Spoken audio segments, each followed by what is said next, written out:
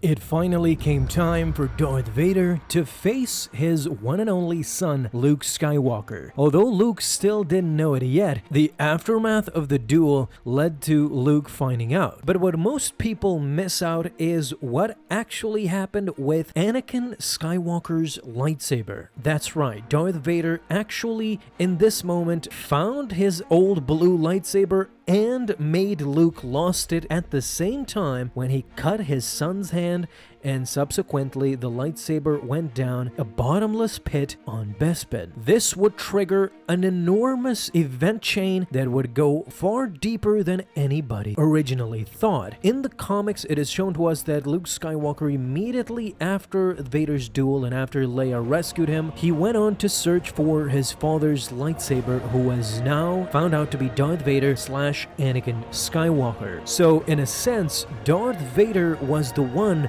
who made his son lose his own lightsaber, a lightsaber that was passed on to another generation of a future Jedi. We again start off from Bespin, where Luke is desperately searching for his now lost lightsaber. The lightsaber that his former master gave him, Ben Kenobi. A lightsaber of his father. What hurts Luke even deeper is that he knows his father is now Darth Vader. A bittersweet feeling, since this is after Empire Strikes Back. The Ugnaughts are desperately pretending to help Luke find his lightsaber. Luke had found out that everything that falls from Bespin was collected here. So not only was his lightsaber here, but everything, every piece of junk that was thrown away on Bespin. Lando, however, wanted to get away from Bespin as soon as possible. He urged Luke to hurry, but Skywalker was not yet done. This is the whole reason why he was back, to find his father's lightsaber. His lightsaber. First, he ended up in the garbage chute on the Death Star, and now again at a garbage disposal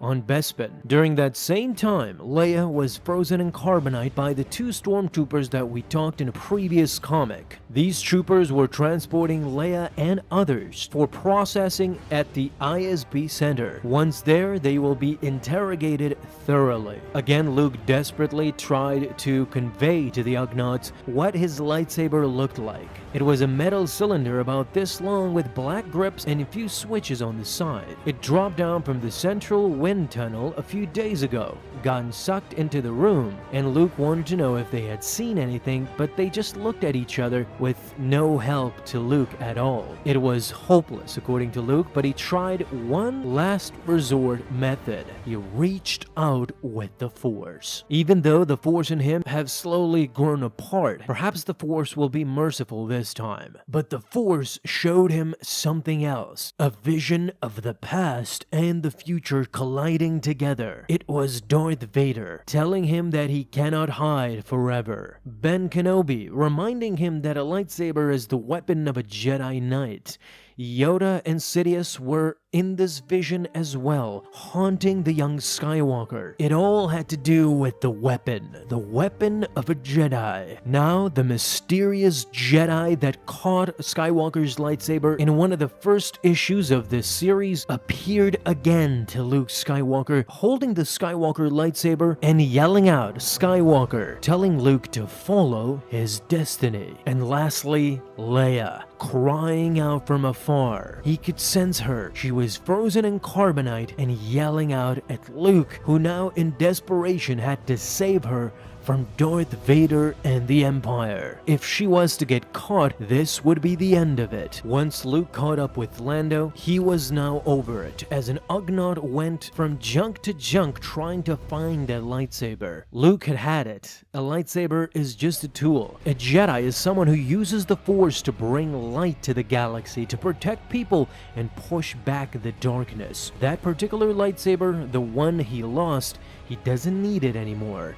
It was his father's, yes, but he doesn't know how he feels about his father anymore, being that it is Darth Vader. He is going to be a Jedi, even if he never sees that lightsaber again, as that Ugnaught finally found the cylinder-shaped weapon that Luke was talking about previously. In the end, Luke goes on to save Leia from being frozen in carbonite together with other friends who all join the rebellion. The most important part, however, is that unfortunately, Luke Skywalker leaves Bespin yet again without his lightsaber. But all wasn't bad. Luke had seen recently visions of a woman, this dark-hooded figure perhaps. Maybe it was a Jedi calling out to him, and it's like the Force is sending me to her. If he can find her, he could answer the questions he's been dealing with ever since he fought Darth Vader. And before the comic ends, we see Luke Skywalker heading for this similar planet in his vision. It was the Trinari star system, a water world with red landmasses. What I personally suspect is that Luke is going to find Jocasta Nu's hidden library, the knowledge that she amassed during her exile before she returned to Coruscant. Even in those Darth Vader comics we see years later, after the library was abandoned, Luke came back at last to find more Jedi knowledge for himself and regain his confidence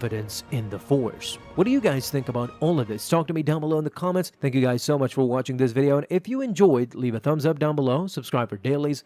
Now you can have an awesome day, Star Wars fans. I'll see you in the next video, and may the Force be with you until then.